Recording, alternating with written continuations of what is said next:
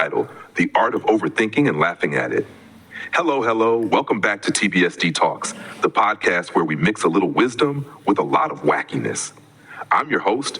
Well, just call me D. No backstory, no face reveal, just pure vibes and podcasting magic. So today, we're diving deep into something that almost all of us are guilty of. Yes, that moment when a small incident becomes a full-blown Bollywood drama inside your head. You drop your pen in class and suddenly you're imagining being interviewed about it on national TV. Or someone says K instead of OK in a message, and now you're planning your emotional exit from their life. But wait, let's start from the beginning. Why do we overthink? Is it anxiety? Is it curiosity? Or is it just our brains being bored and deciding to run a soap opera? Now, here's the funny part. Overthinking isn't just a habit, it's an art form.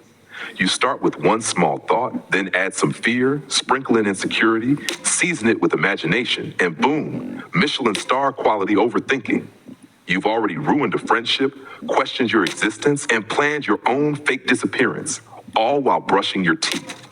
Raise your hand if you've ever rehearsed a conversation in your head and then never even got the chance to say it. Or worse, they replied with something totally unrelated and ruined your script. I was mentally prepared for you to accuse me of betrayal, and you just asked me where I bought my shoes. TBSD confession moment. Once, I spent an entire afternoon trying to decode the meaning of a single emoji someone sent me. Was it friendly, flirty, sarcastic? Turns out it was just their cat walking on the keyboard. Classic. And don't even get me started on overthinking at night. You're lying in bed, peaceful, sleepy, and suddenly your brain is like, hey, remember that thing you said in 2012? Yeah, that was cringy. And now you're wide awake, reliving the trauma of calling your teacher mom in front of the whole class. But here's the twist. Overthinking also means you care deeply. You analyze, reflect, question because you don't take things lightly. You want to do things right. That's beautiful. But at some point, we need to ask ourselves, is this helping or hurting? So here's a tiny tip from TBSD. Next time you catch yourself spiraling, just ask, is this thought useful? If the answer is no, imagine it floating away like a helium balloon. Bye-bye. Nonsense thoughts. Or better yet, laugh at it. Make fun of your thoughts before they make fun of you. Because laughter is the ultimate therapy, and it's way cheaper than therapy. Before we wrap up, let me leave you with this quote I just made up. If overthinking was a profession, we'd all be CEOs of imaginary companies. Thanks for tuning in to TBSD Talks, where the thoughts are random, the laughs are real, and the identity remains a mystery. Don't ask you a simple question.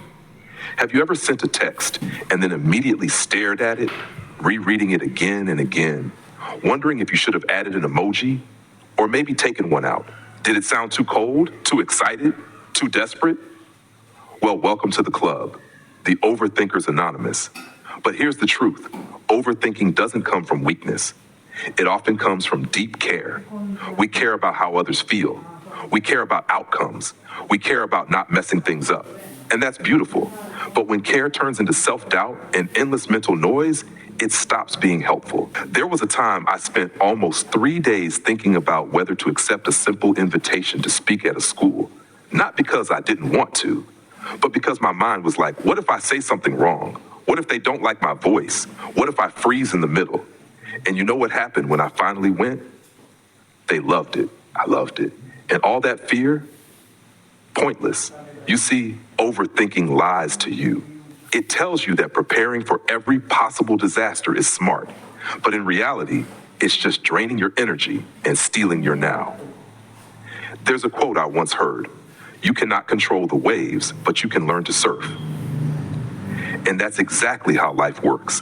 You can't predict every response, every reaction, every outcome, but you can build trust in yourself that no matter what happens, you'll handle it. So what can we do when we find ourselves stuck in this loop? 1, write it down. Empty your mind onto paper. It's like clearing your mental desk. 2, move your body. Go for a walk, do a silly dance, even stretch. It reconnects you with the present. 3, limit the what ifs. Replace them with what now. 4, talk to someone you trust. Sometimes just voicing your thoughts can shrink them to size. 5, and most importantly, forgive yourself. for not knowing, for doubting, for being human. Nobody has it all figured out. And guess what? That's okay. Overthinking might be loud, but your peace is stronger. Your present moment, this breath, this heartbeat, this quiet space, it's more powerful than 1,000 imaginary scenarios. So next time your brain starts running marathons in the middle of the night, pause and ask yourself, is this thought helping me? Or is it just noise? You deserve peace. You deserve rest. You deserve to believe that you are doing your best, and that's enough. Thank you for being with me today on this Soul Chat. If this episode made you feel seen, share it with a fellow overthinker. Let's remind each other that we're not alone in this maze. We're walking through it together. Until next time, this is TBE sending you calm thoughts, warm hugs, and a gentle reminder.